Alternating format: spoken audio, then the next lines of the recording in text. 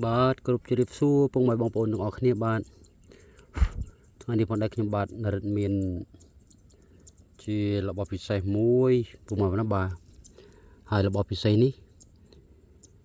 ទើបបានដែរទេពុកម៉ែណាបាទទើបបានបើជាមួយខែទៅ2ខែទេរបស់ពិសេសនេះគឺពីដំបងឡើយគឺខ្ញុំគិតថាមិនគិតថាអីទេពុកម៉ែបាទគិតថាមិនដឹងជារបស់អ្វីបាទដល់ពេលមើលយូរទៅ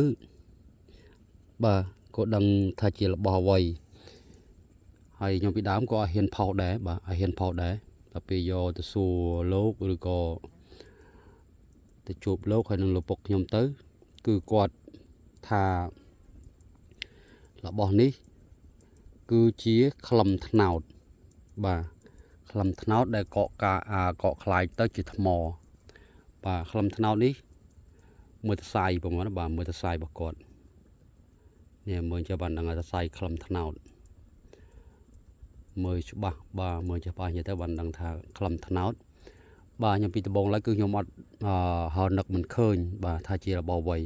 តែនេះនៅនឹងទួលបុរាណហើយនឹងសម្បូរដើមត្នោតបាទសម្បូរដើមត្នោតហើយនេះគាត់មើលទៅសាយត្នោតបាទមើលទៅសាយគាត់អញ្ចឹងបាទហើយខ្ញុំក៏ឲ្យហៅសនាមថាជាក្លឹមត្នោតឬក៏នាងពួនក្លឹមត្នោតបាទ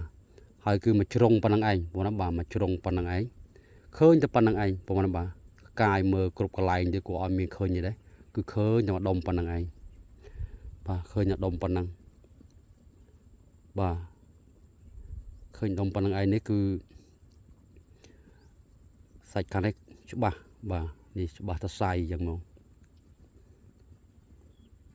បាទហើយជាប៉ិនមេដៃខ្ញុំបាទប៉ិនមេដៃ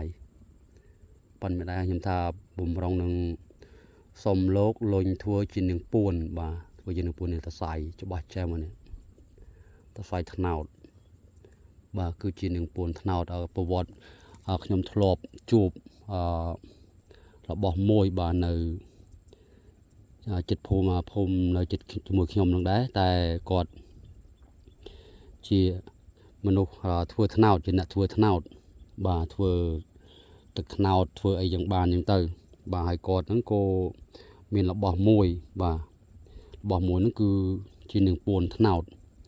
បាទនឹងពួនត្នោតឲ្យគាត់បានហ្នឹងគឺគាត់បានចែកដល់ហើយគេបញ្យុសពឲ្យគាត់ទៅយកច្រើនដងហើយបាទហើយខ្ញុំយកទៅឲ្យគាត់មើលហ្នឹងគាត់ថាជានឹងពួនត្នោតដែរ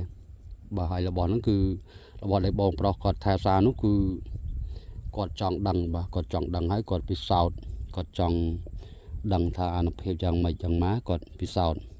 គេឲ្យដុតគាត់ដុតតាមគេបាទដុតអាខ្សែភ្លើងឆ្លងបងប្អូនបាទពេលដុតហើយអាខ្សែភ្លើងនឹងផ្ទុះ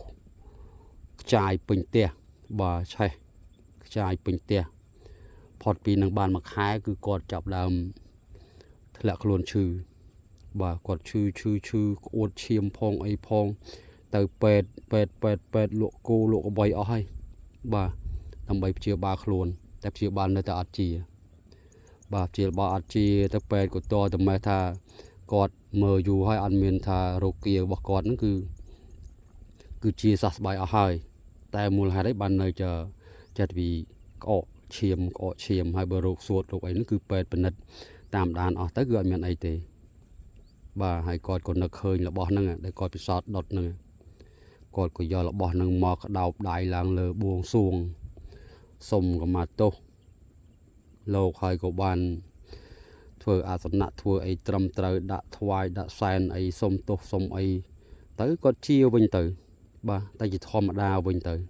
ឡូវនៅដល់សប្តាហ៍ថ្ងៃទាំងឯងបាទគាត់ជានាងពួនត្នោតបាទឥឡូវនេះគឺខ្ញុំបានមួយដែរបាទនេះជាប្រភេទនាងពួនត្នោតតសៃរបស់គាត់នេះរៀងកង់ថ្ងៃទីបងប្អូនបាទខ្ញុំមើលតសៃត្នោតបាទតសៃគាត់ដើមត្នោតតែមានតសៃច្រាំងរបៀបបន្លាគាត់ចឹង